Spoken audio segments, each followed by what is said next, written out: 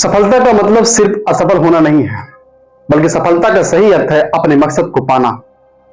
इसका मतलब है पूरा युद्ध जीतना, ना कि छोटी मोटी लड़ाइयां जीतना। सफलता का मतलब यह नहीं है कि उच्च ओहदे की प्राप्ति करना। सफलता का सही अर्थ है अपने कार्य में संतुष्ट होना, खुश होना। मान लीजिए कामयाबी के तौर पर कोई व्यक्ति डॉक्टर बन गया, परंतु इस कार्य से उस व्यक्ति को जरा से भी रुचि नहीं है, वह अपने कार्य से संतुष्ट नहीं है। इसका मतलब यह उस व्यक्ति की सफलता नहीं, इससे विफलता कहें। कोई भी कार्य छोटा बड़ा नहीं होता, इससे कोई फर्क नहीं पड़ता है कि आपका ओहदा कितना ऊंचा है। मायना यह रखता है कि आप अपने ओहदे से कितना संतुष्ट हैं, कितना खुश हैं। यदि हम चाहते हैं कि हमें अपने जीवन में ऐसी कामयाबी मिले जिससे हम संतुष्ट हों, तो हमें हमारे अंदर के पोटेंशियल को एक सही दिशा देनी पड़ेगी।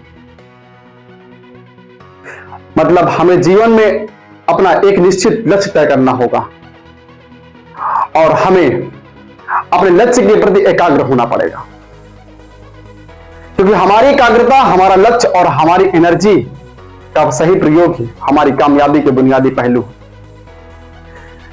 जीवन के रास्ते पर चलते हुए अपनी आंखें अपने लक्ष्य पर जमाए रखें। आम पर ध्यान दें, रुलियों पर नहीं। ज्ञान आपको मंजिल तक पहुंचने में मदद करता है, बशर्ते जब आपको अपने मंजिल का दिशा पता, तभी आपके अंदर का पोटेंशियल सही दिशा में खर्च होगा।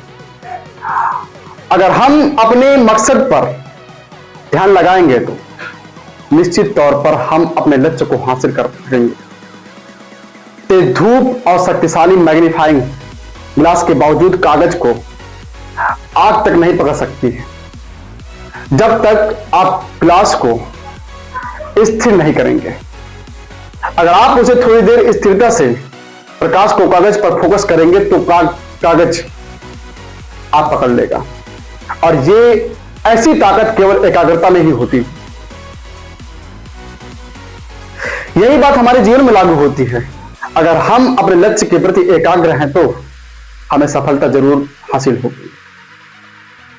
4 जुलाई 1952 को फ्लोरेंस चैडविक कैटलिना चैनल को तैर करके पार करने वाली पहली महिला बनने वाली थी।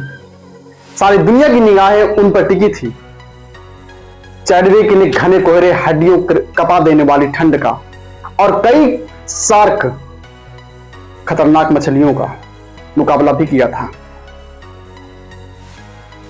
वह किनारे पर पहुंचने का प्रयास कर रही थी, लेकिन उसने अपने चश्मे से जब भी देखा उसे घना कोहरा ही दिखाई दिया। किनारा न दिखाई देने की वजह से उसने हार मान ली।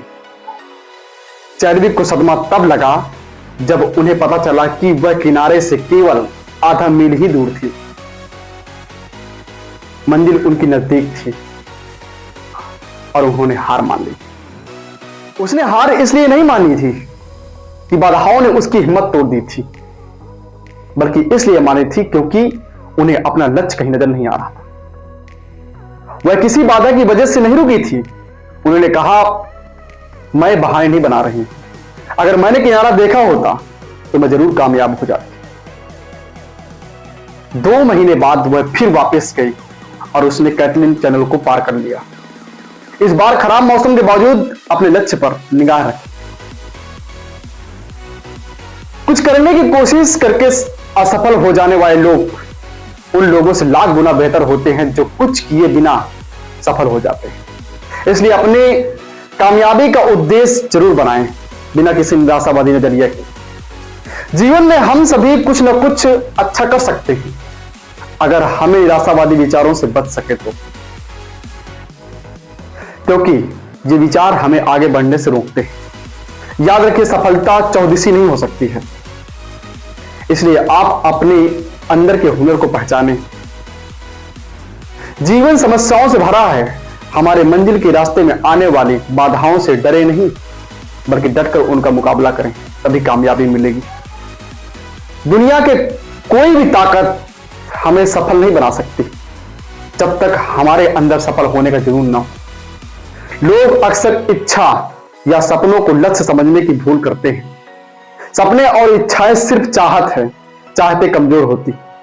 चाहतों में मजबूती तब आती है जब दिशा, समर्पण, दृढ़ निश्चित अनुशासन, समय सीमा जैसे बुनियादें टिकी होती हैं। यही वो बातें हैं जो इच्छा और लक्ष्य में अंतर करते हैं। लक्ष्य वे सपने हैं जिनके साथ समय सीमा और कार्य योजना जुड़ी होती है। लक्ष्य मूल्यवान या मूल्यहीन हो सकता है। सपनों की असलियत रूप चाहत नहीं बल्कि लगन देती है। ध्यान दें, महान मस्तिष्क उद्देश्य से भरे होते हैं और अन्य लोगों के पास केवल इच्छाएं होती हैं। यदि आप जीवन में सफल होना चाहते हैं तो अपने जीवन का एक निश्चित लक्ष्य बनाइए, क्योंकि बिना लक्ष्य के आपका पोटेंशियल व्यर्थ ही खर्च होता है।